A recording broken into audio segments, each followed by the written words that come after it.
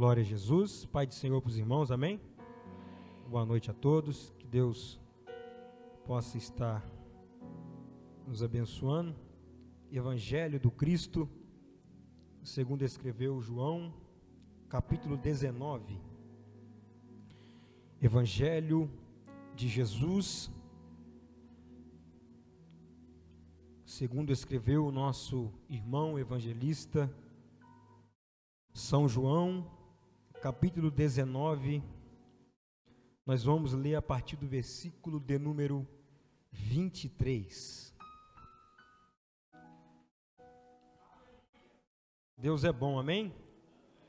Que privilégio, né, irmão? Estava vendo aqui o José sendo apresentado. Que privilégio que essa criança está tendo de ser educada, ensinada no caminho do Senhor. Eu louvo a Deus pela vida dos meus pais, me educaram, mas eu não tive esse privilégio de ter sido criado na igreja igual muitos têm. Então, se você foi ou se você está sendo, você que é adolescente, você tem motivo de agradecer a Deus, porque talvez você não vai passar muitas coisas que nós que tivemos uma vida antes dessa do mundo, que fomos totalmente entregue às paixões, aos desejos carnais. É um privilégio, irmão. Eu olho para minha filha hoje, eu vejo, para a glória e louvor de Deus, é um privilégio.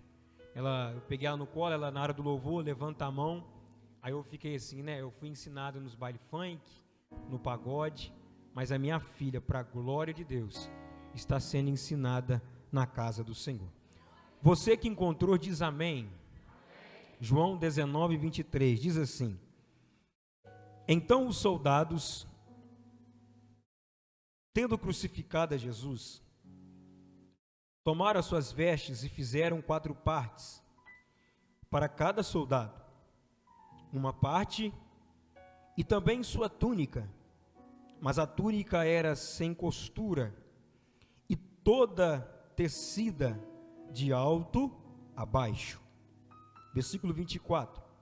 Portanto, eles disseram entre si: Não as rasguemos, mas lancemos a sorte sobre ela, para ver de quem será, para que possa se cumprir a escritura que diz: Eles repartiram entre si as minhas vestes, e sobre minha túnica lançaram as sortes.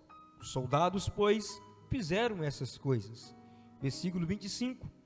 E junto à cruz de Jesus estava em pé sua mãe e a irmã de sua mãe, Maria, mulher de Clopas ou de Cleófas, e Maria Madalena. Versículo 26. Ora, Jesus, vendo ali sua mãe e ao lado dela os discípulos, a quem ele amava, ele disse à sua mãe: Mulher, eis o teu filho. Amém? Queridos, Igreja de Jesus, eleitos e eleitas de Deus, servos e servas do Deus Altíssimo. O capítulo 19 do Evangelho de São João é um capítulo muito lindo, pois nós vamos ver que aqui será registrado acerca da crucificação de Jesus. Eu acredito que todos sabem que o principal motivo, ou o único motivo, de nós estarmos aqui nessa noite é porque Jesus morreu a nossa morte. Eu acredito que a mensagem da cruz, ela seja uma mensagem talvez desproporcional pelo que tem se pregado por aí. Se formos observar os atributos de Deus, se formos olhar para a cruz de Cristo, essa mensagem é uma mensagem que talvez para muitos não seja muito convidativa, pois não é uma mensagem de autoajuda. A mensagem da cruz não é uma mensagem de triunfalismo. A mensagem da cruz não é uma mensagem de, talvez, de algo imediato, carnalmente falando. A mensagem da cruz, ela nos leva a olharmos para a pessoa de Deus e nos leva a olhar para nós mesmos e nos leva a entender o tamanho do crime que todos nós cometemos perante o Senhor. O palco da cruz de Cristo, ele é o palco da justiça de Deus. O palco da cruz é também o palco do amor de Deus. É bem verdade que João vai escrever no capítulo 3 e o versículo 16, que Deus amou o mundo de tal maneira que Ele entregou o seu Filho amado, para que todo que nele crê não pereça, mas possa alcançar, possa ter a vida eterna. Nós precisamos entender, irmão, que nós precisamos estar escondido atrás da cruz de Cristo.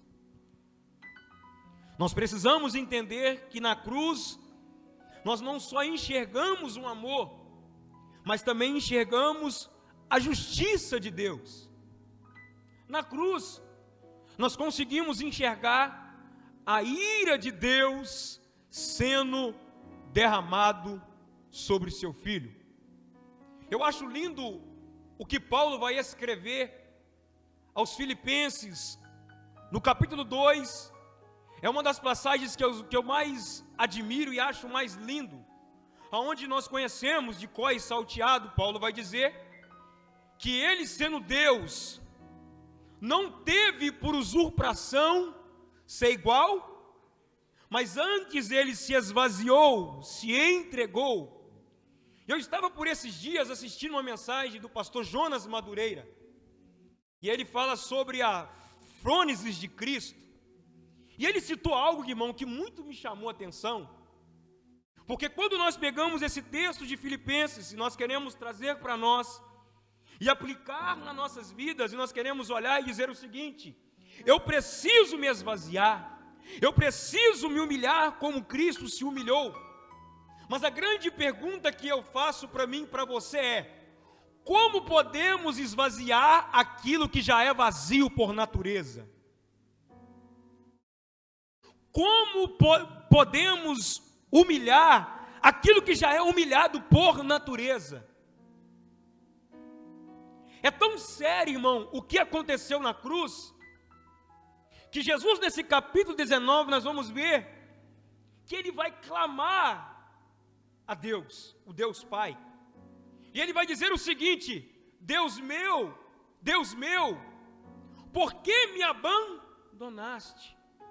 Irmão, o crime que nós cometemos diante de Deus é tão sério, que Deus abandonou Jesus na cruz.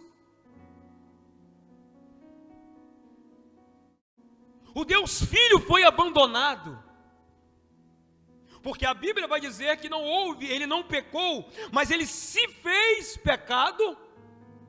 E quando Jesus, pastor Marcel, clama assim: Deus meu, por que me abandonaste?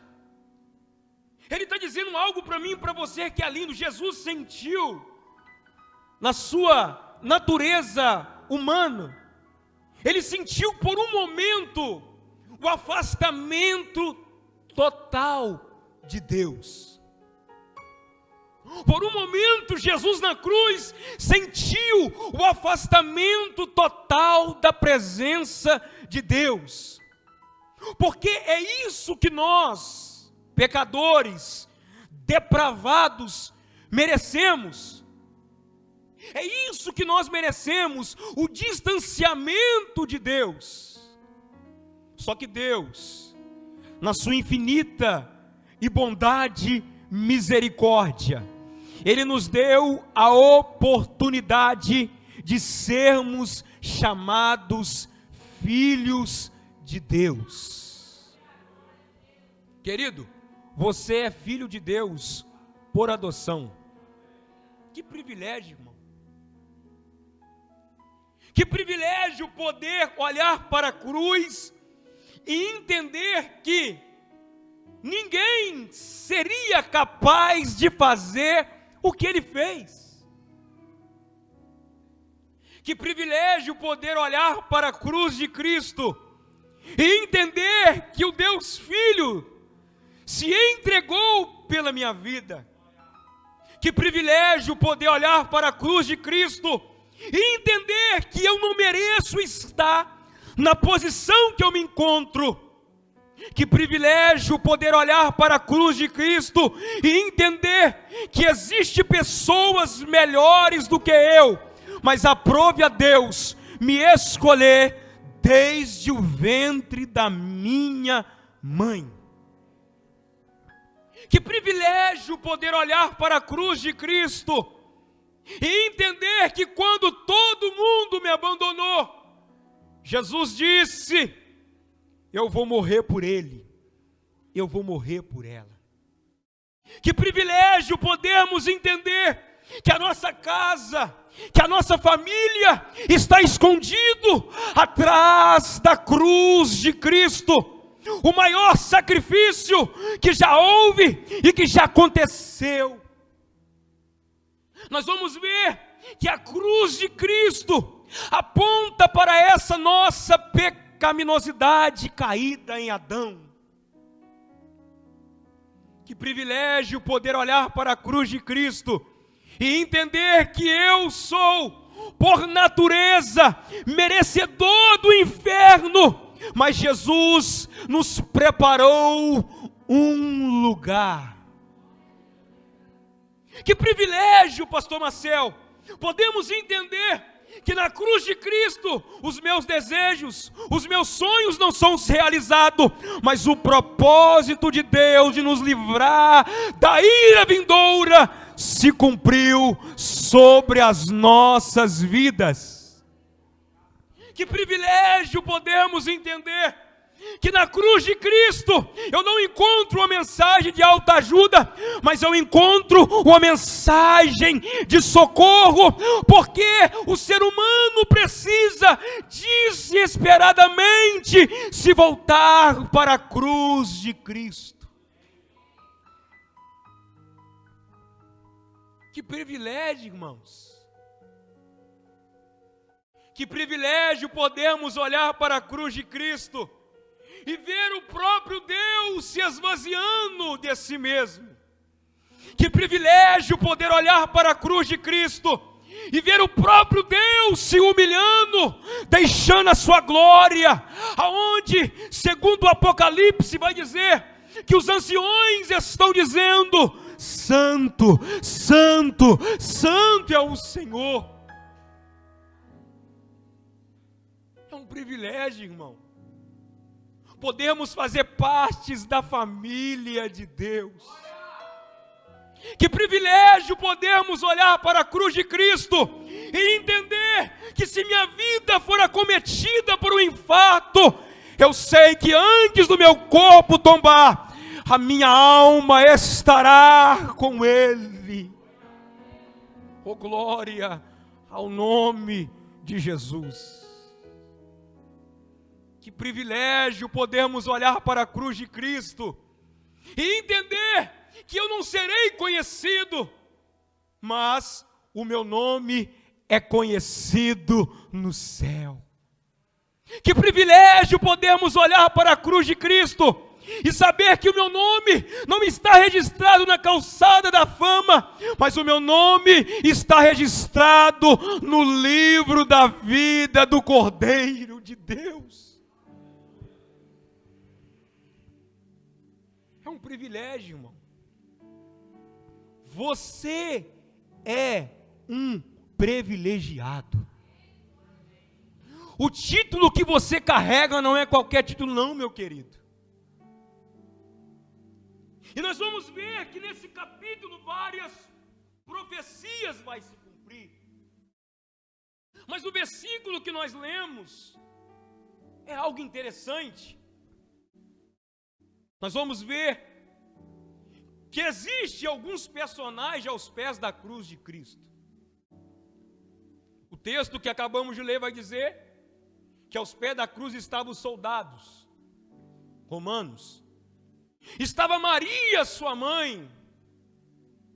Estava Maria, mulher de Clopas, ou a mãe de Tiago e João.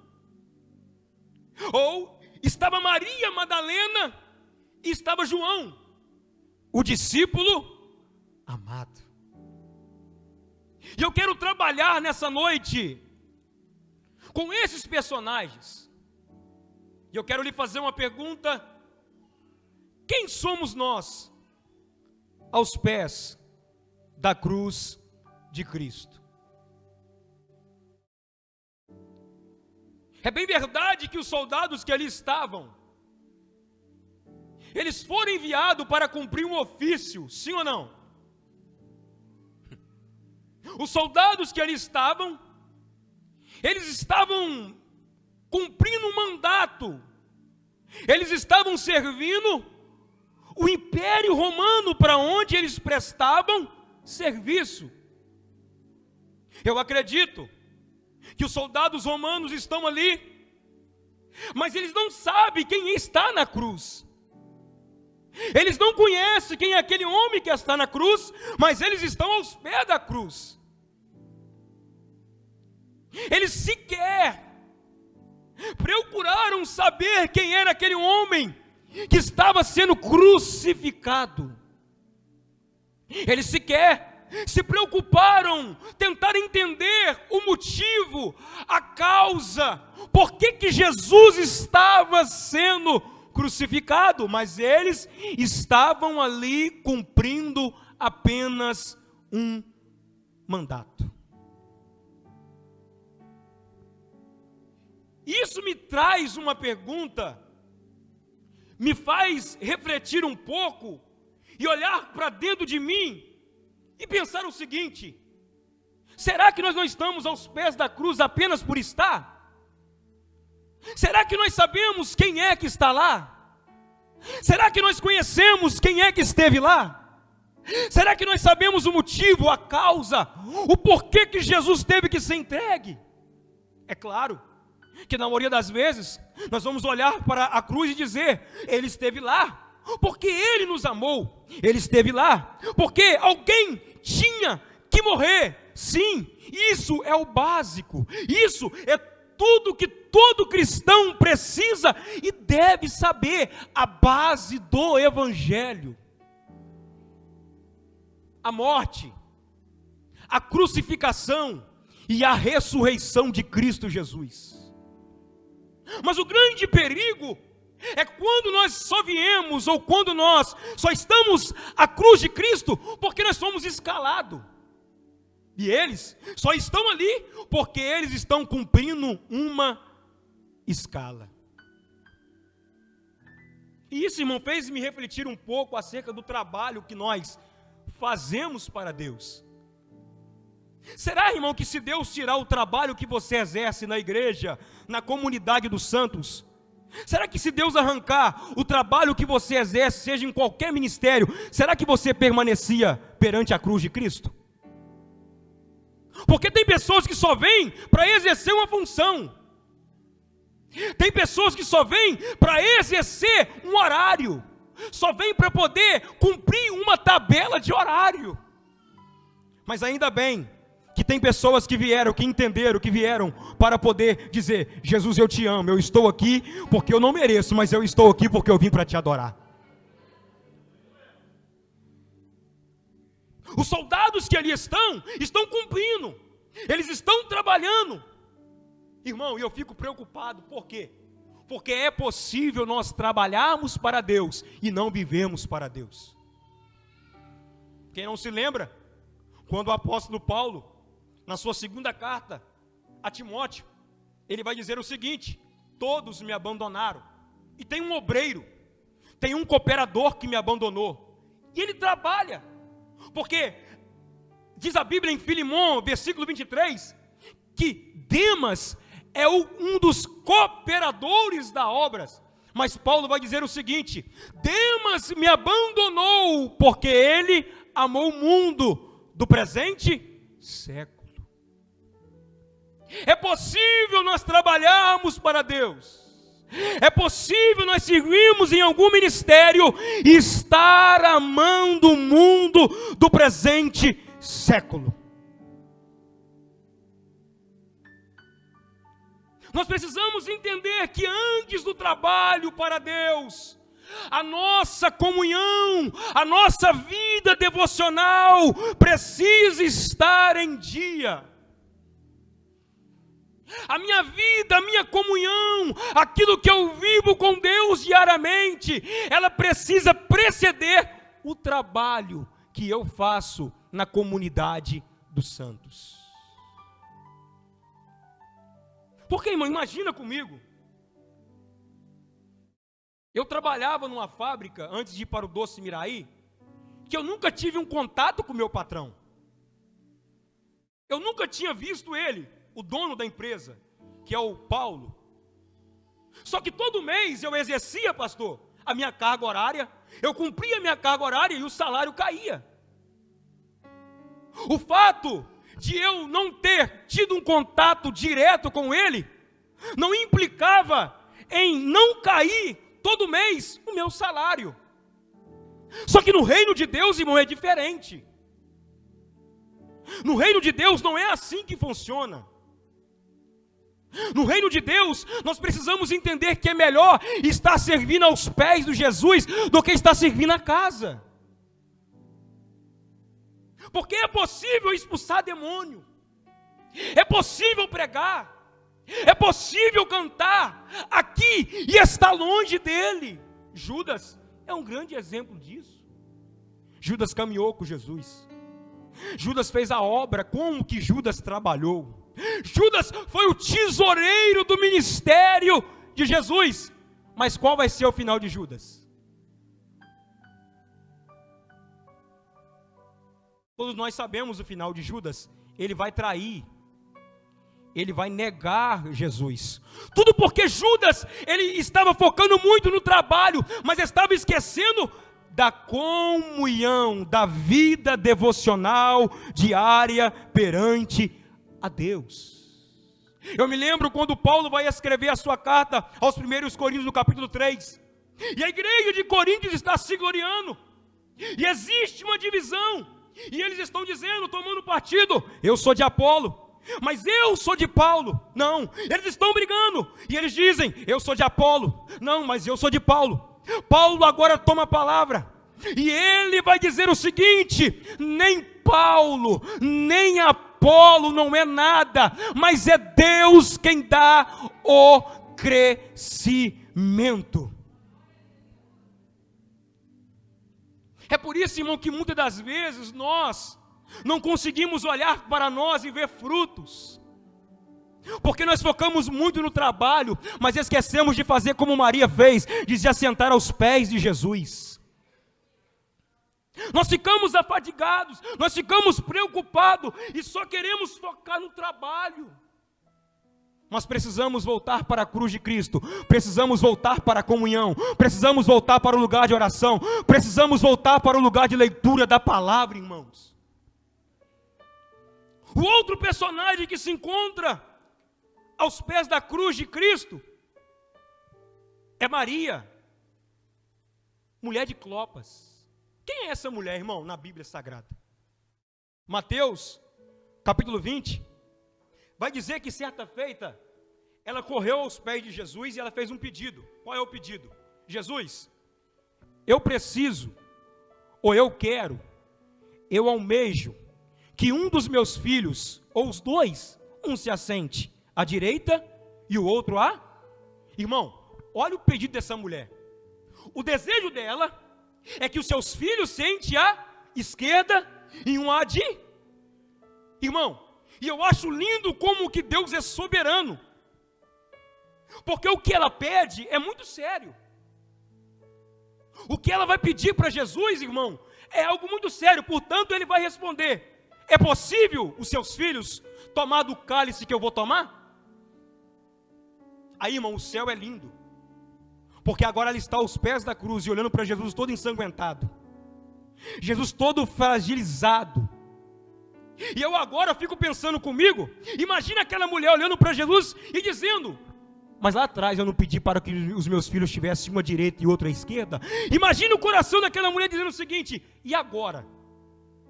Aonde estão os seus filhos? Porque aos pés da cruz de Cristo, nós precisamos entender, irmão, que antes do trono tem uma cruz. O problema de Maria, mulher de Clopas, é que ela é carnal.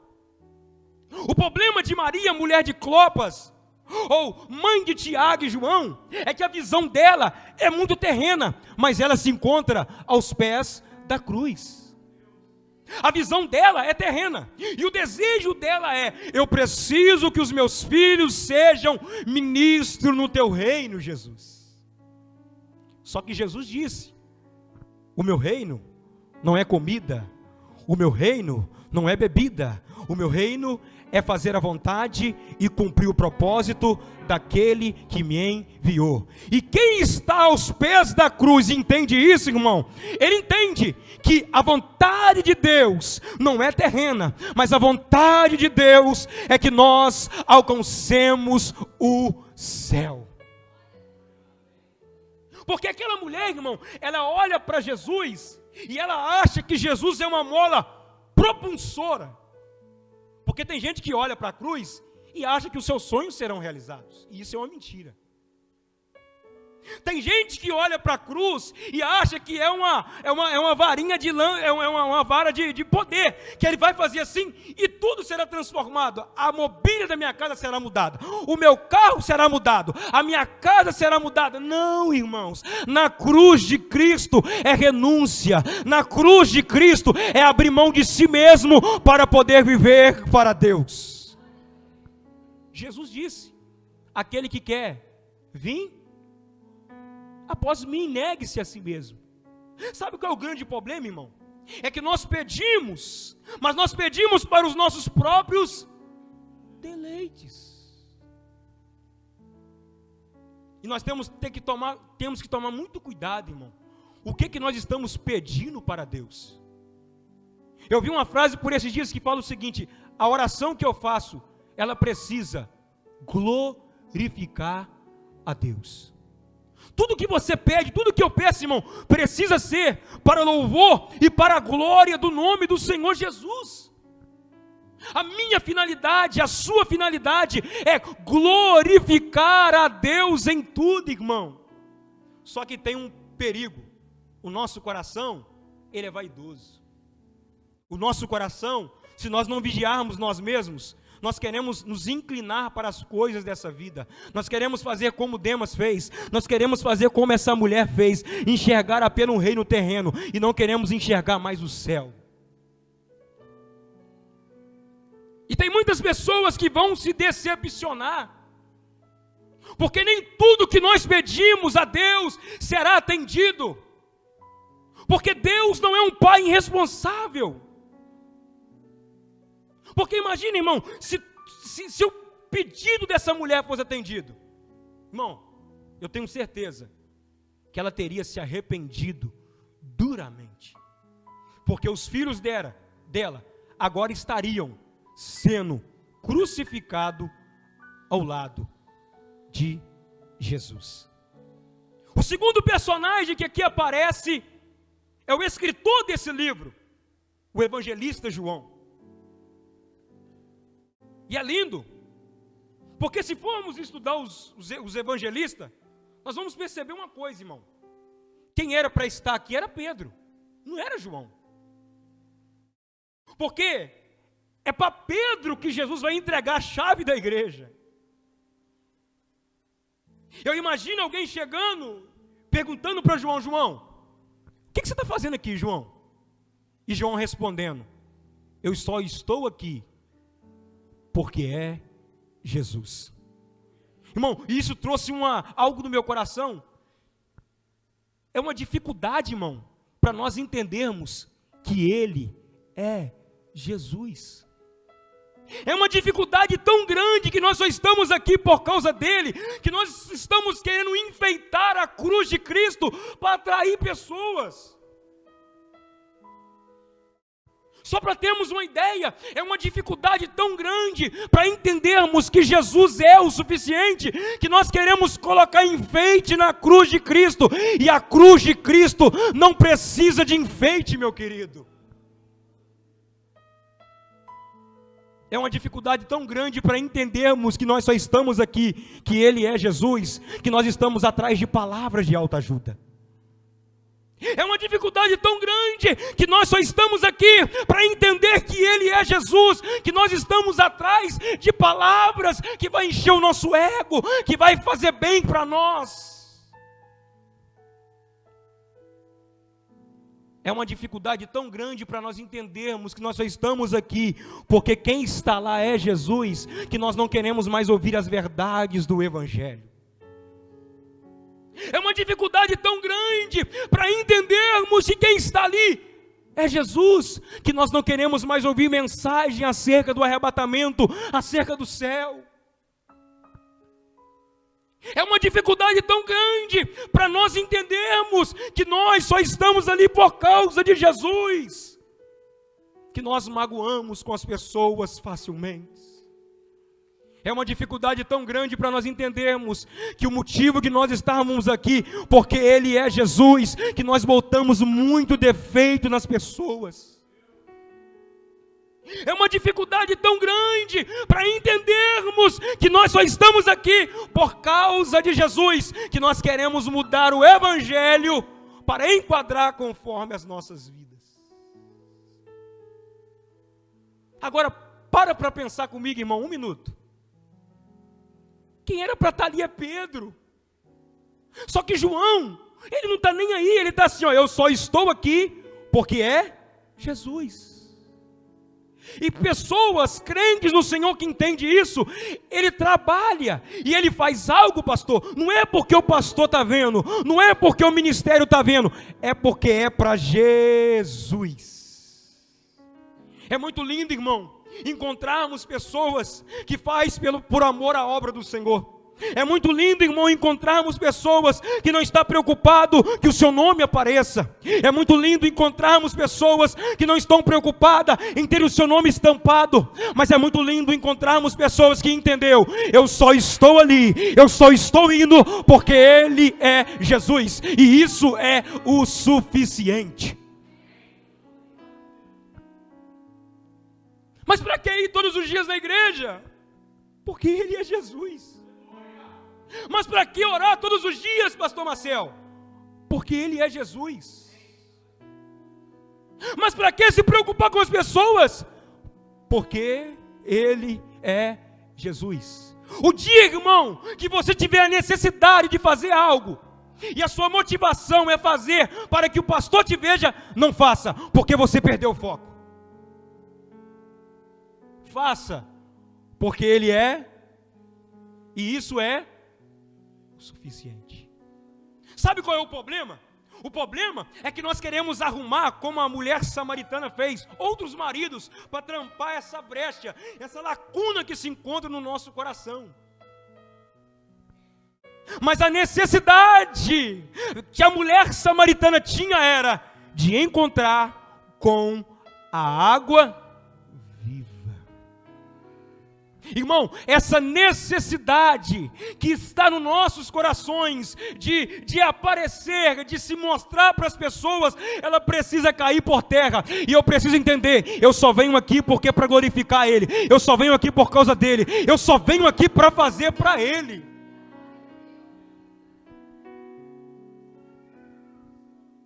Porque você ama? Porque é Jesus. Mas por que você visita? Porque é para Jesus. Por que você é um anfitrião? Você recebe as pessoas na sua casa? Porque você não faz para a IBR, você faz por causa de Jesus. mas dá trabalho toda terça-feira, abrir a sua casa, suja o chão, mas não tem problema, eu faço porque é para Jesus. E eu posso falar algo para você? Vai valer a pena. Mateus capítulo 7, você quer ver que vai valer a pena? Olha que interessante. Vai valer, irmão, a pena, porque é para Jesus. Olha que interessante, versículo 22. Muitos me dirão naqueles dias: Senhor, Senhor, não profetizamos em teu nome? Em teu nome não expulsamos demônio? E em teu nome não fizemos muitas maravilhas? Irmão, olha que interessante. E então lhes declarei: eu nunca vos conheci, apartai-vos de mim, vós trabalhadores da... Irmão, é pessoas que estão trabalhando, mas trabalha para iniquidade, expulsa demônio, profetiza, mas são trabalhadores da iniquidade. É Demas, é os soldados. Só estou ali para cumprir um horário. Eu só fui porque o pastor me mandou uma mensagem, e se eu não for vai ficar feio, né? Ele não vai me ver lá. São trabalhadores da iniquidade. Mas para aqueles que são como João, que entenderam, que só fazem, que gasta a sua vida porque é Jesus, ele vai ouvir o seguinte: vinde a mim, benditos de meu Pai. Deixa eu dizer algo para você, que ele tem uma recompensa. E essa recompensa não é um salário gordo. Essa recompensa é o céu. Vai valer a pena, mãe, orar pela sua família. Vai valer a pena, pai, orar pela sua casa. Vai valer a pena perder noite de sono para dobrar o joelho e dizer: Deus salva os meus filhos, Deus salva a minha família, porque lá você vai se encontrar com eles. Vai valer a pena, irmão, deixar de fazer as coisas enquanto todo mundo está fazendo. Eu achei interessante, porque o pastor me mandou mensagem ontem de tarde, falou assim: Marcos Paulo, tem como você pregar? Eu falei: seu pastor, tem opção? Porque tem o tema, edificarei, pastor, e eu estou lendo 1 Coríntios 3, preparando um sermão, só que ele é um pouco difícil ser trabalhado nele. Só que se eu for pregar amanhã, eu não vou pregar em cima desse tema não. Mas amém. Irmão, e ontem era o jogo do Flamengo. Tipo assim, eu trabalho até 5 horas, que hora que eu ia ler? E todo mundo vendo o jogo do Flamengo. Não estou falando dizer que me vangloriar não, irmão, mas vale a pena. Todo mundo lá, ainda bem que eu moro no morro, então gritou, falei: gol do Flamengo. Então, quando saiu o gol, eu sei. Eu confesso, irmão, que a minha vontade era de estar assistindo a televisão, mas o cristianismo é isso, irmão. Deus tem me despertado por esses dias acerca disso.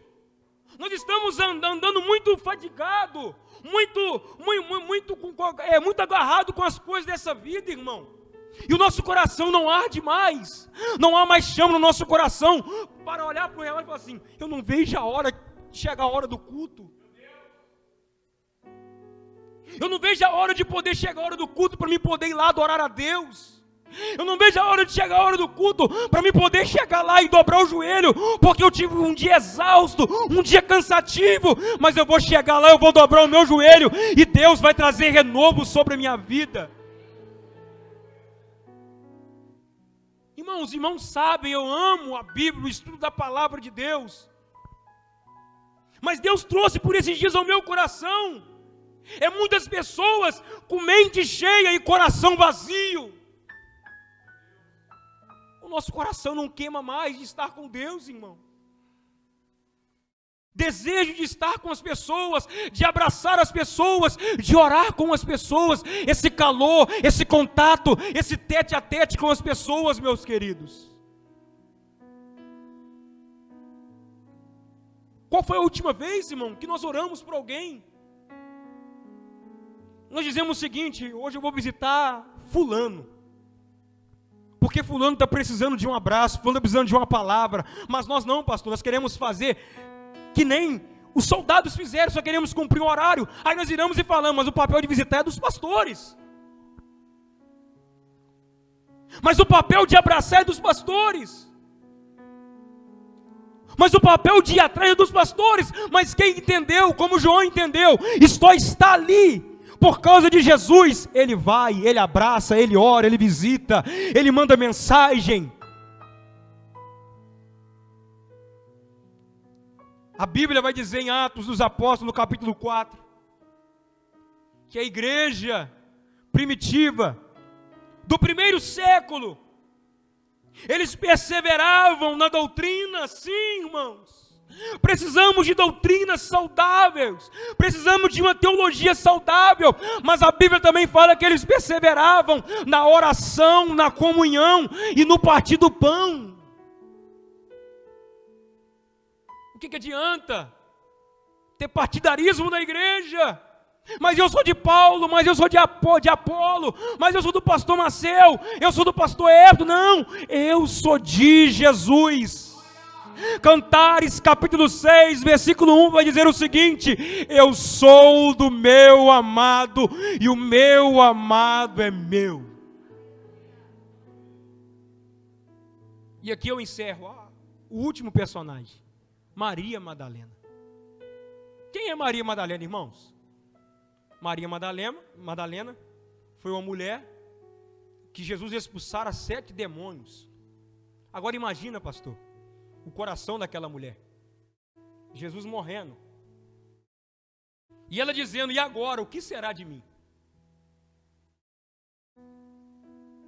Só que Jesus está na cruz, e ele não termina. Jesus está morrendo, e ela está apavorada, preocupada, e dizendo consigo mesmo: e agora? O que será de mim? Aí Jesus, na cruz, vai falar o seguinte: tetelestai, está pago, está consumado. Ou seja, o que foi feito, foi feito. Quem não se lembra de Pedro? Quando Jesus foi para ser entregue, Pedro vai negar Jesus quantas vezes, irmãos? 3. Tem uma passagem que fala que ele se assenta no meio da fogueira, e alguém do palácio chega e fala assim: eu conheço esse homem andou com ele, esse homem caminhou com ele. O que é que Pedro vai dizer? Eu não conheço Jesus. Irmão, agora para pensar comigo. Imagina o que vai ficar gravado na mente de Pedro: a fogueira. Jesus morre, Pedro vai voltar a pescar. No capítulo 21 do Evangelho de João, diz a Bíblia que eles vão estar no rio de Tiberíades. Olha que interessante, irmão, para nós podermos orar a Deus. Pedro agora vai voltar a pescar. João, capítulo de número 21, olha que lindo.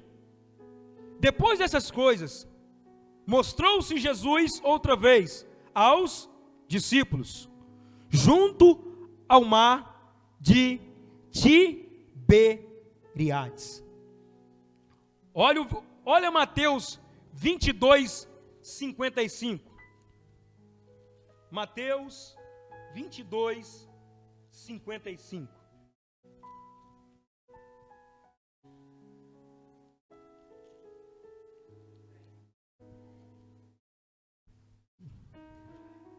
Então eu perdi. Espera aí, só um minutinho, irmão. É Lucas, irmãos. É Lucas. Eu escrevi errado. Lucas.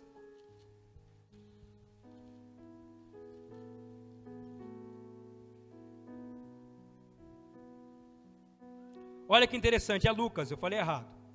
E havendo-se acendido um fogo no meio do pátio, e estando todos assentados, assentou-se Pedro entre eles.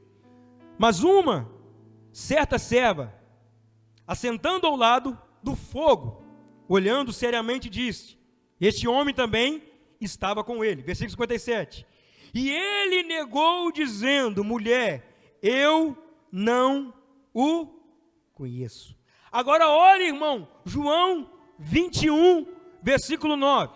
Logo que vieram para a terra, eles viram ali a brasas e um peixe posto em cima delas. O que está acontecendo aqui, Marcos Paulo? Jesus aparece aos discípulos. Pedro voltou a pescar novamente. Ele pegou a rede que ele tinha guardado. Jesus aparece para eles. O que Jesus vai fazer? Jesus acende um fogo para poder assar os peixes. Eu imagino, irmão, Pedro olhando para aquele dizendo: não pode. Ele só fez isso para poder, quem sabe, mostrar para mim que eu neguei ele. Só que Pedro, se assentando com Jesus, Jesus vai olhar para Pedro e vai dizer o seguinte, a partir do versículo 15. Assim, tendo ele jantado, disse Jesus a Simão Pedro: Simão, filho de Jonas, tu me amas mais do que estes? E ele respondeu: sim, Senhor, tu sabes que eu te amo. Versículo 16. E ele disse novamente pela segunda vez: Simão, filho de Jonas, tu me amas? E ele disse-lhe: sim, Senhor, tu sabes que eu te amo. E ele disse-lhe: apacenta as minhas ovelhas. Versículo 17. E ele disse-lhe pela terceira vez. Irmão, quantas vezes que Pedro negou Jesus? Quantas vezes que Jesus vai perguntar para Pedro? 3. Jesus estava dizendo para Pedro: Pedro, você não pode ficar amarrado no que aconteceu lá atrás, Pedro, porque o que eu fiz na cruz está feito e ninguém apaga. Se eu te perdoei, está perdoado. Se eu te salvei, está salvado. E não há ninguém que mude isso. Ah, Marcos Paulo, mas eu pequei hoje. Ah, Marcos Paulo, mas eu estou fraco na oração, eu estou fraco na comunhão. Se for preciso, como Jesus apareceu para Pedro, ele aparece através da sua palavra dizendo o seguinte: não temas, porque se pecarmos, temos um advogado. Não fique amarrado nas algemas de ontem. Jesus pergunta para Pedro 3 vezes: Pedro, tu me amas? Aí Pedro, irmão, volta a viver. E toda vez que Pedro olhava para uma figueira, para um fogo, quer dizer, Pedro não se lembrava mais do que ele havia negado Jesus. Agora Pedro se lembra que antes de ele negar Jesus, Jesus o amou primeiro. Fica sobre os seus pés. Porque a mensagem da cruz traz para mim e para você uma mensagem de perdão. Irmão, não existe um ser humano que Deus não possa alcançar. Pode ser o pecado mais terrível, Deus ainda salva. E talvez você entrou aqui e não tem um contato direto com a cruz de Cristo.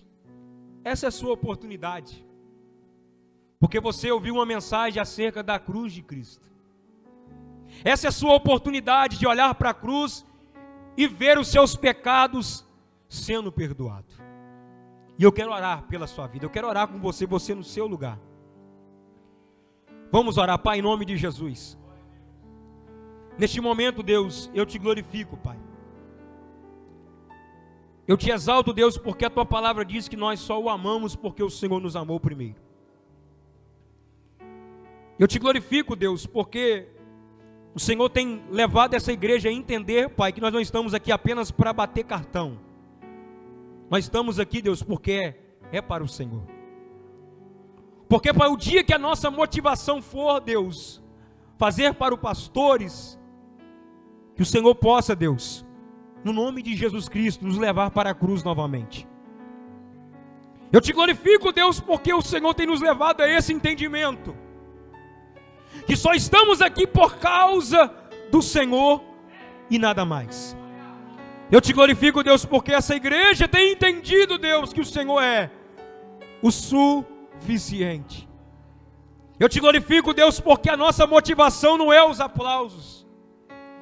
Eu te glorifico, Deus, porque a motivação dessa igreja não é os holofotes, mas é o Senhor. Eu te glorifico, Deus, porque a motivação de nós trabalharmos, de nós exercermos a função ministerial, como diz o apóstolo Paulo em 1 Coríntios 3, é através da tua graça, Deus. Mas eu também te peço nesta hora, Deus, essa pessoa que está presa nas algemas de ontem, Deus, no passado, Deus, tenha de misericórdia, e que ela possa entender, Deus, que existe perdão para ela, existe perdão para ele, Deus, porque a tua palavra nos garante isso, Deus, e que o Senhor tenha de misericórdia, e que o teu nome, Deus, possa continuar sendo glorificado em nosso meio. Isso é o que eu te peço, Deus, em nome do Pai, do Filho e do teu Espírito Santo. E se você pode, aplaude a pessoa de Jesus bem forte, porque ele merece.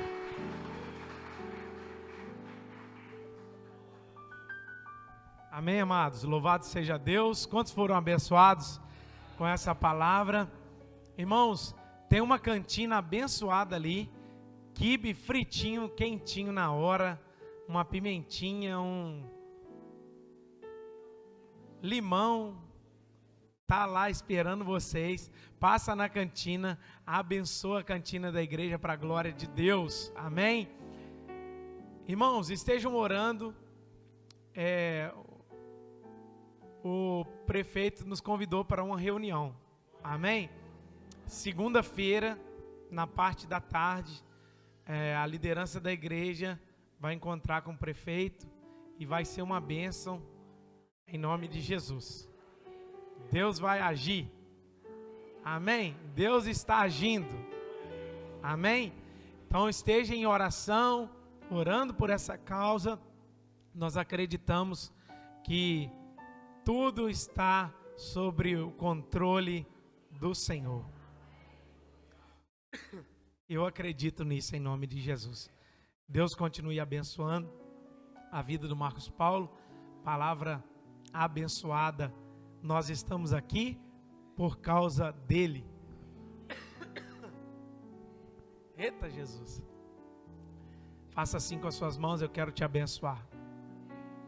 Que o grande amor de Deus Pai, a graça salvadora de nosso Senhor e Salvador Jesus Cristo, a doce comunhão e consolação do Espírito Santo de Deus, seja com todos vocês e com todo o povo espalhado na face da terra.